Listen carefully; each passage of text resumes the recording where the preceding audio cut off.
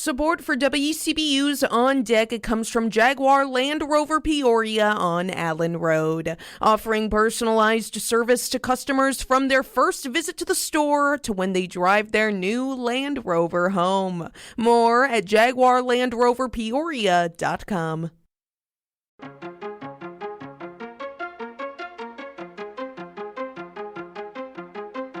A Spring Bay family is developing a way to get kids out in nature. That's just one of the things you'll want to hear about to start your day for Thursday, June 27th. I'm Colin Shope, and this is WCBU's On Deck.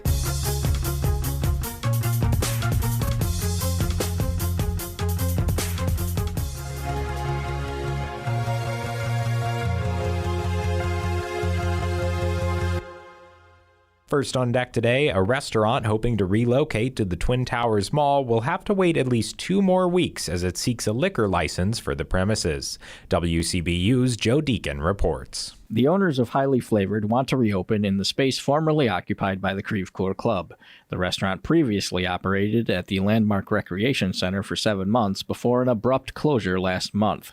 Co-owner Jeremy Sargent says he would be discouraged if he can't get a liquor license for the downtown location. This whole situation, since being at Landmark, and leaving, has been a nightmare. The Peoria City Council has deferred a vote on the site's liquor license application for 2 weeks amid concerns over security and hours of operation.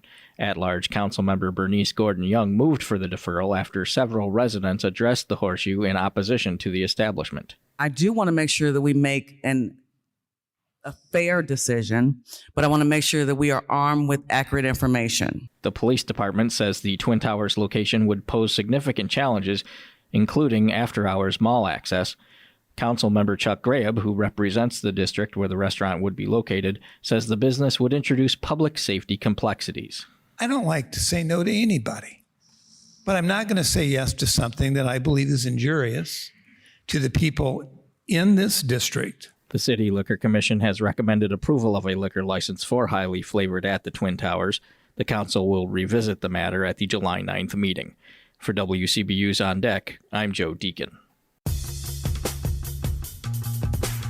Here are some other stories we're following in the WCBU newsroom. Bob Grogan will remain Pekin's interim finance director until at least the end of the year. And Illinois now has a new state agency called the Department of Early Childhood. You can find more of these stories and all the details at WCBU.org. A Spring Bay family is redeveloping their land into an outdoor oasis for kids. Their hope is that the healing power of nature can uplift young people struggling with mental health challenges and empower them. WCBU's Tim Shelley reports. Nearly every house in the rural lane flanked by sparkling lakes is owned by a member of the Atherton clan. But this scenic drive isn't something the family wants to keep to themselves. Dwayne and Patty Atherton are opening up their property to the world in honor of their son Dallas, who died by suicide in 2007 at age 19. Dwayne says Camp Dallas embodies 2 of his son's biggest passions. Dallas we had the Big Brothers program, so Dallas mentored kids, so that's part of what we want to do. He was his happiest when he was outdoors and mentoring, and we want to continue that on in his honor of his name. Patty says they've been working to reclimate the former gravel pits over the past few years in preparation for the camp's construction. Among other things, plans call for 20 all-season cabins, an indoor activity center, an amphitheater, and access to the 2 lakes for fishing, kayaking, and canoeing. The lakes will be stocked with at least 10,000 fish, including bluegill, walleye, bass, crappie, and muskie.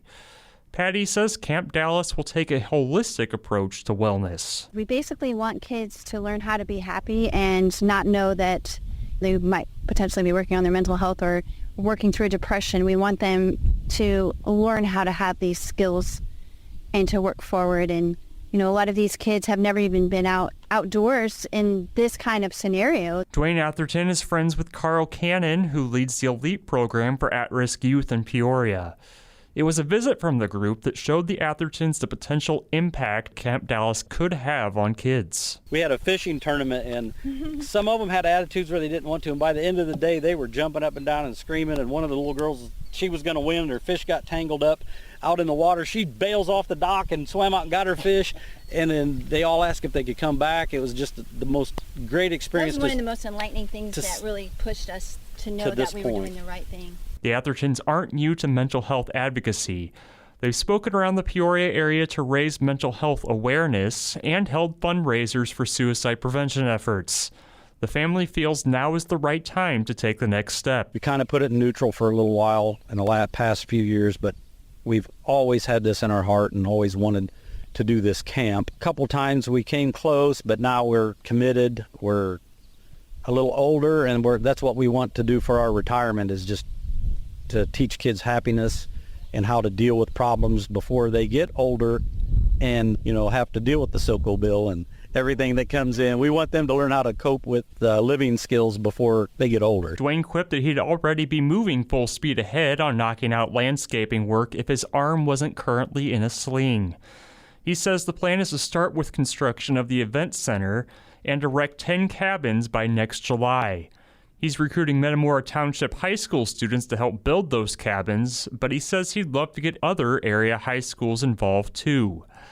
Dwayne says he hopes Camp Dallas makes a big impact. Our goal isn't if we can just help one kid. Our goal is if we can help all the kids. Right. I like to shoot high because why shoot low and succeed? I want to I want to shoot for the moon. Camp Dallas is organized as a 501c3.